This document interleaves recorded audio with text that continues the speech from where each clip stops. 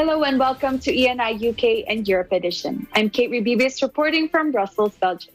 We bring you news reports from the United Kingdom and Europe. For our headlines. Warming world in the balance at knife edge climate summit.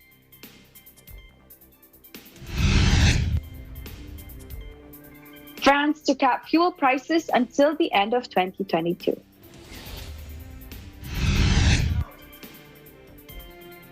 Cambridge College hands over looted African bronze. Sightseeing in Thessaloniki, Greece.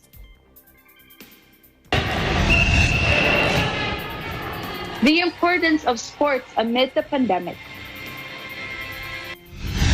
For sports segment, we have Emma Raducanu earns first win since US Open title. And to end our program, we have our view from our window, skiing in La Plagne, France.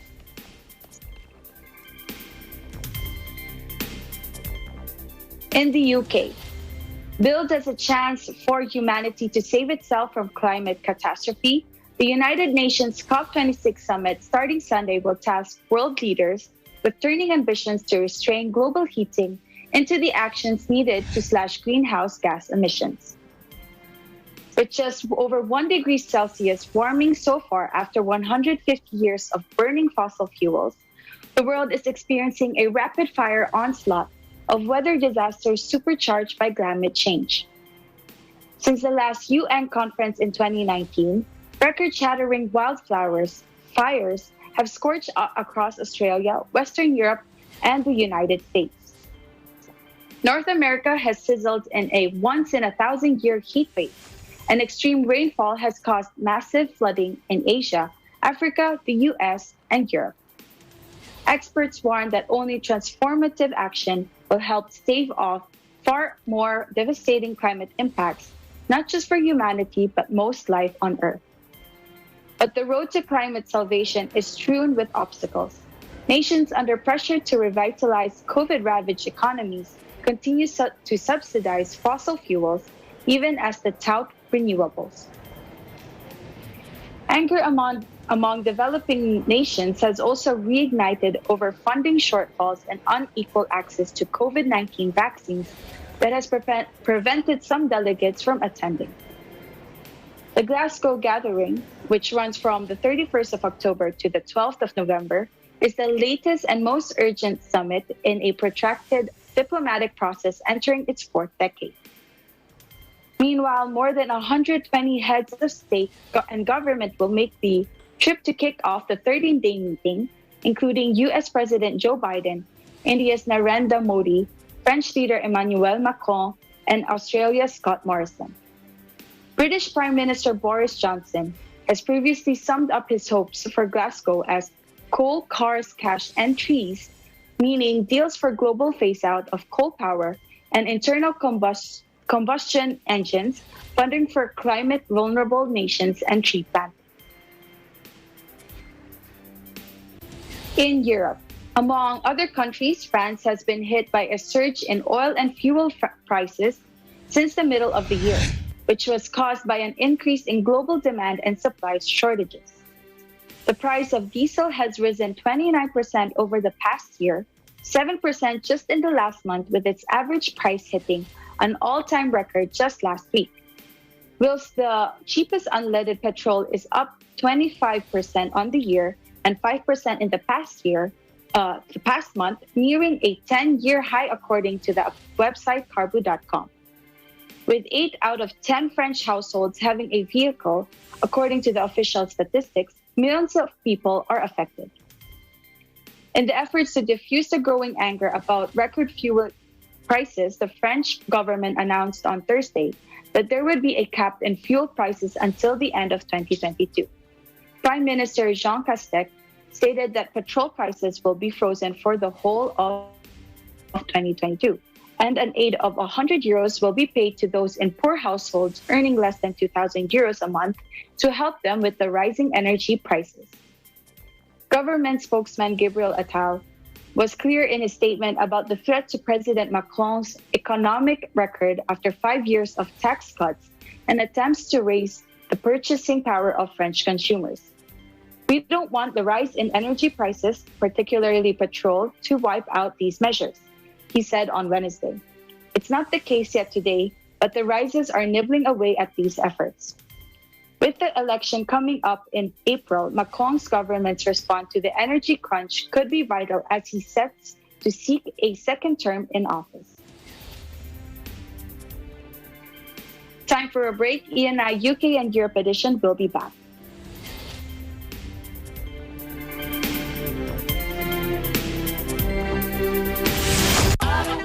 Makabuluhang talakayan. Sapat na po ba yun? Papasok yung 30% sa indoor, 50% sa outdoor, para to even break even? Ilan pong mga negosyo ang nagsara po dahil dito po sa pandemya?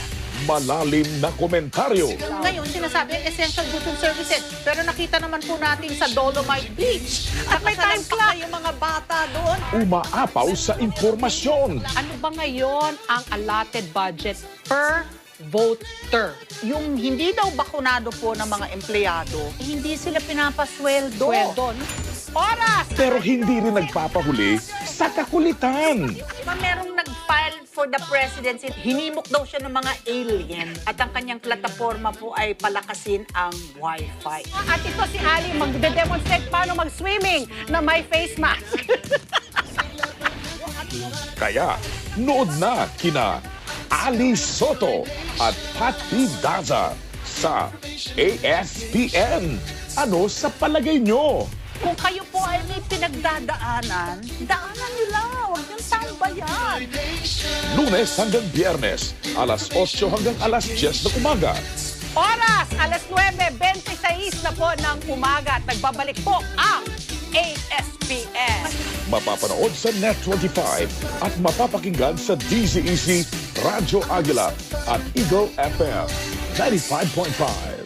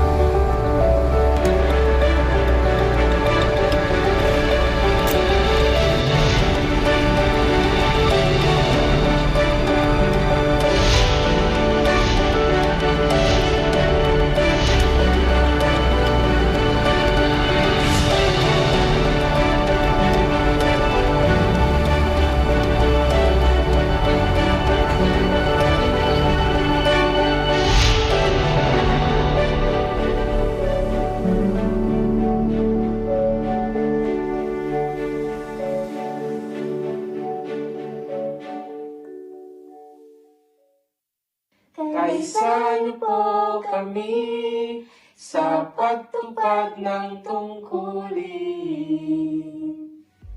Desde Infinimo Cruz, del Distrito Eclesiástico de España, ¡Feliz cumpleaños po, hermano Eduardo V. Manalo! ¡Le queremos mucho! Let's watch EVM Awards 2021. October 31 is Sunday. At 6 p.m. Philippine Standard Time. Don't miss it!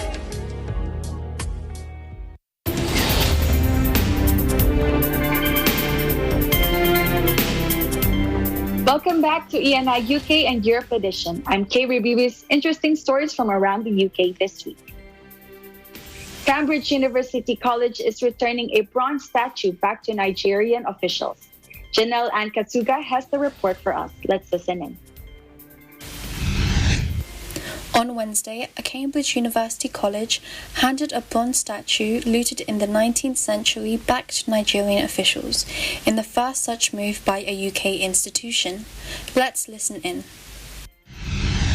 When I arrived, and there's been keenly supported the idea of restitution. It's a unanimous decision, and we're very, very pleased that having started the progress, made a very, very simple moral decision to say that this is the right thing to do, Jesus College, as I said, I'm really proud of the fact that we are the first institution in the world to follow through on what is a moral imperative to give back the Benin bronze.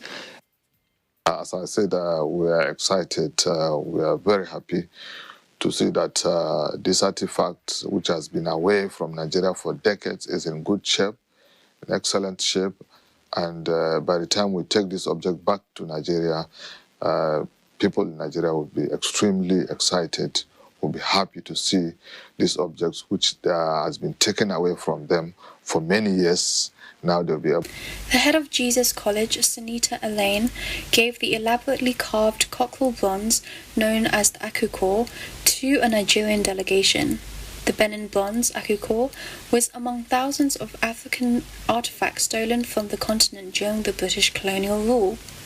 It was looted along with hundreds of sacred sculptures and carvings, known as the Benin bronzes, by a punitive British military expedition in the former kingdom of Benin in southern Nigeria in 1897. The Benin bronzes are held in collections of numerous British, European and US museums and institutions. Jesus College is the first UK institution to hand back a Benin bronze, raising pressure on other establishments, including the British Museum, to follow suit.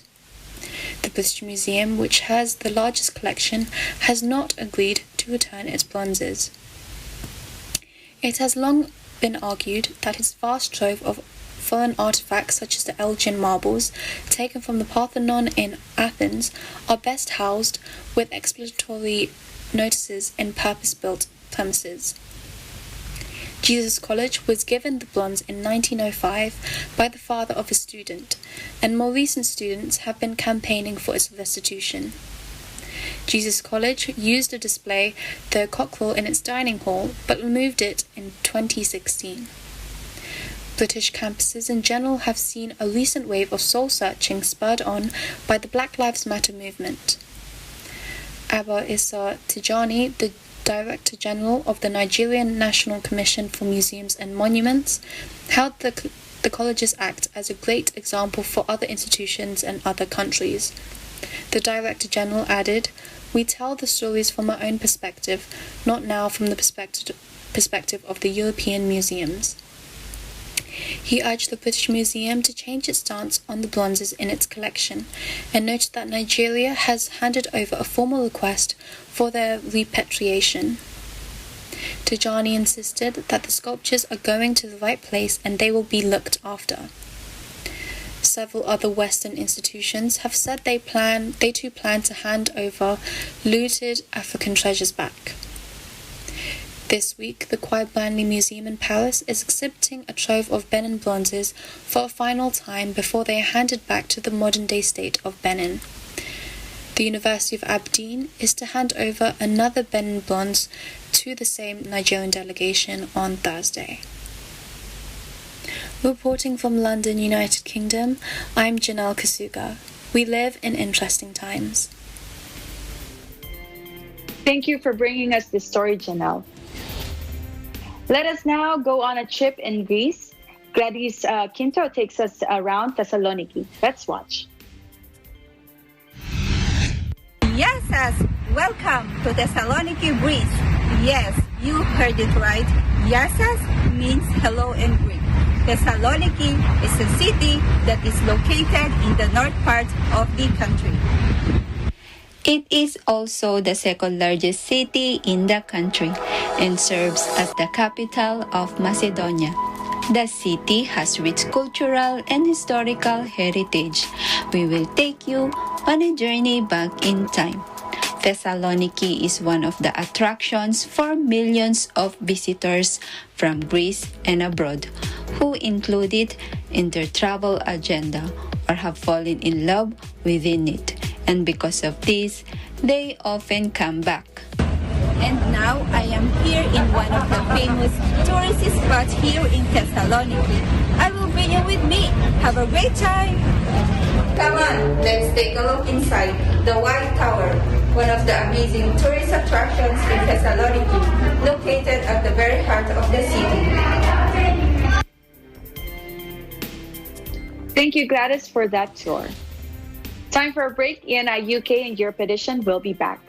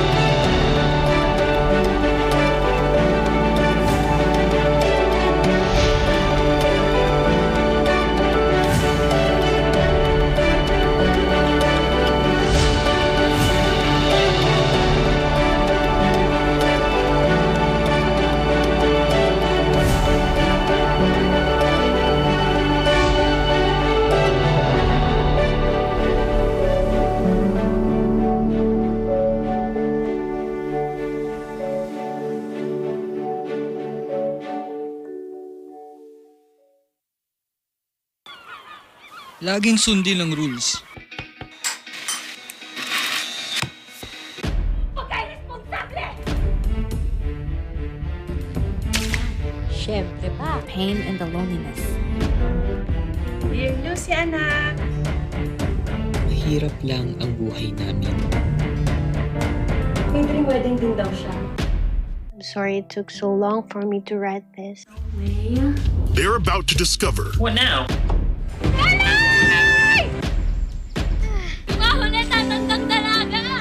Ilang taon ka na ba, bata? Good morning, my beloved colleagues! Ikaw nang may pinakamasarap na adobo. Are you in or out?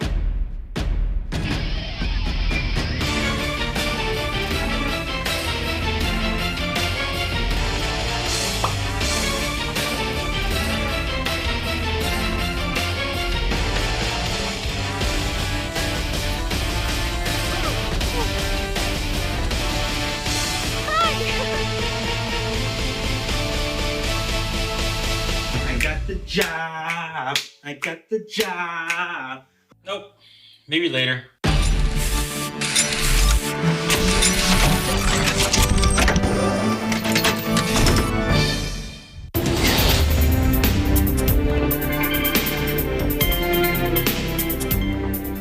Welcome back to ENI UK and Europe edition. I'm Kate Ribibis. Interesting stories around Europe this week. During an event organized by the Iglesia ni Cristo Church of Christ in Spain, attendees from Spain and Portugal were able to gather safely for a fun-filled day of sports and unity. Here's a report from Julie Aala. Let's watch.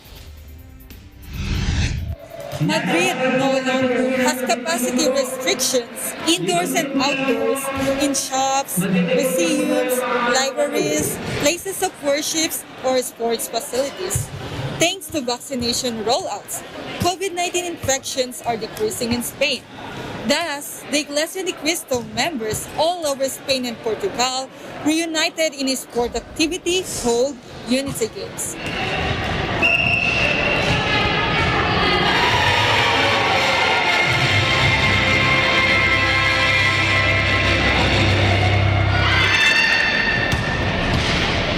Held twice a year, Unity Games is one of the major activities of the Church of Christ.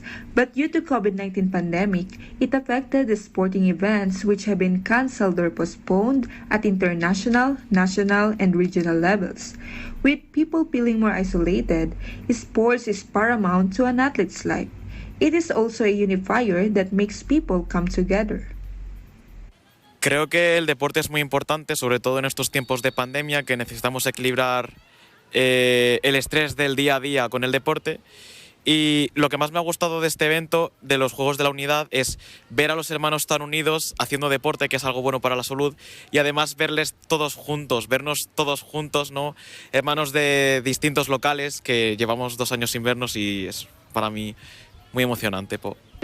Considero que el deporte es muy importante porque a la hora de jugar te sientes bien, te sientes libre, Cuando juegas solo piensas en el juego y en nada más, y te ayuda mucho a despejar la mente. Por eso doy muchas gracias al Señor Dios por darnos toda esta fuerza, energía, porque sin Él no podríamos hacer nada de esto y no tendríamos tampoco nada de esto. The event was carefully conducted with the assistance of the public, respecting strict measures of prevention and hygiene, and trying to maintain safety distance between attendees, who must wear a mask throughout the activity. CMDPS officers here in our district, we made it sure that all the participants, all the players, and all the attendees had their complete vaccine for the COVID-19. And also, we prepared the players. We made them a health watch so that we can know that they are fit to play. And also here during the event, we made it sure that all the brethren are having their masks so that we can prevent the spread of the virus. Reporting from Madrid, Spain, I am Juliana Ala. We live in interesting times. Thank you for bringing us this story, Julie. In today's sports, Ryan Florentino gives us the latest tennis update. Let's listen in. U.S. Open champion Emma Raducanu on Tuesday claimed her first victory since her shock triumph in New York as the British teenager beat Polona Hercog at the Transylvania Open in Romania. Raducanu, 18, recovered from a set down to win after nearly 2 hours and 30 minutes in the first round in Cluj-Napoca against Hercog from Slovenia. Making just her second appearance since the U.S. Open, the 23rd ranked Raducanu led 4-1 in the first set before Hercog won 5 games in a row. The third seed saved a break point in the second set and won a lengthy following game on Hercog's serve to force a decider. Raducanu, born in Canada to parents from Romania and China, dominated the third set to secure her first victory in a WTA event and advanced to a meeting with Romania's Ana Bogdan. "It means a lot to play in my dad's country," said Raducanu, who was delighted the crowd by conducting most of her post-match interview in Romania. Also, she was announced as a new ambassador for French luxury fashion house Dior in the latest sign of her rapid elevation to an A-list celebrity. And that about does it for our sports this week. Reporting from the United Kingdom, I am Ryan Florentino, and we live in interesting times. Thank you for today's reports, Ryan. In today's View from Our Window, we go to La Plagne in France. One of the most well-known ski places or ski resorts in Europe is the beautiful La Plagne, located in the Alps. It lies at altitudes between 3,250 and 1,250 meters, with a ski area of up to 100 square kilometers across 4 communes. It is the perfect place for winter sports lovers due to its 225 kilometer of slopes for a total of 134 slopes and places for wintry hikes on the mountains facing Mont Blanc. This view is courtesy of Alia Garcia from our EBC France Bureau. Thank you for this view, Alia. And that's it for today's program. Stay safe and keep positive as we bring you more stories next week from the United Kingdom and Europe. I'm Kate Ribibis. We live in interesting times.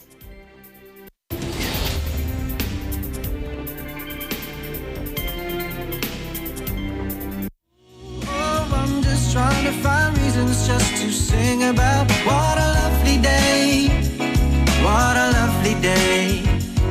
And I'm just going by bringing best to sing about what a lovely day, what a lovely day.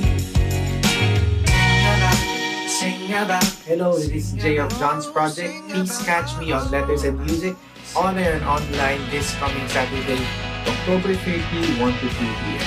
Only here in Netflix. See ya!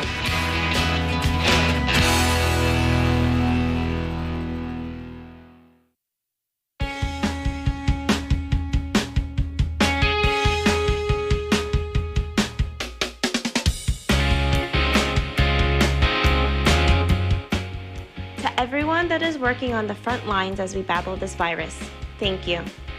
Thank you for risking your health to make sure we are safe. You went to work for us, we'll stay home for you. Thank you to those in the medical field, the shipping industry, sanitation and waste management workers, and other essential workers and first responders. You sacrifice your well-being for us, and for that, we are extremely grateful. You went to work for us, we will stay home for you. To all the frontliners out there, we will never know how you're feeling as individuals as you risk your lives on a daily. But do know that we appreciate y'all's sacrifices. Let's hope and pray together that this pandemic will be over sooner than later so that we can all be back to normalcy. You went to work for us, we will stay home for you. Hello, my name is Aaron Abin, and I'm a resident of Gaithersburg, Maryland. And this is just a quick greeting to all of the first responders out there who are helping out with this COVID-19 pandemic. So I know that a lot of you guys are spending lots of time away from your families, risking your own health, and spending lots of effort in order to assist those who are being affected by this pandemic. And I'd like to thank you for all this effort that you're putting in. And even though a lot of us are currently off work, or in my case, off school, you guys are still working hard. Thank you for going to work for us, and because of that, we'll stay home for you. To all our frontliners in this pandemic, we would like to thank you all for your hard work. We know it's not easy, yet you show up every day to help save lives. Thank you all so much. You went to work for us, we will stay home for you. Hi, I'm Jane Kathleen Gregorio from Corpus Christi, Texas. And to all of our first responders, whether you're there saving lives, or keeping the world running, or even just helping at the grocery checkout stand. In whatever capacity that you help, we appreciate everything that you're doing, because every single day you are stepping out the door, you're putting yourself at risk for the purpose of helping your community and even your nation. And so while you go to work, we'll stay home for you. We'll be right here waiting for you.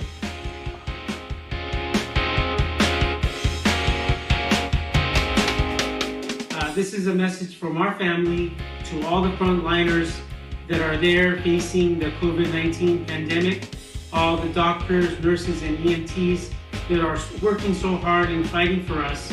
We just want to say from our family, thank you. And we hope that you stay safe and that every single shift you're able to go back home safely to your families. That's why we want to do our part, which is a small part. But we want to tell you this. We promise that you go to work for us, and we will stay home for you. Hi, we just want to take a moment to thank all the frontliners out there, the medical workers, doctors, nurses, police officers, any of the essential employees out there. We thank you for continuing to do the work that you do, and because of you, we are safe and hopeful. You are all so brave, and we really appreciate the work that you guys are doing.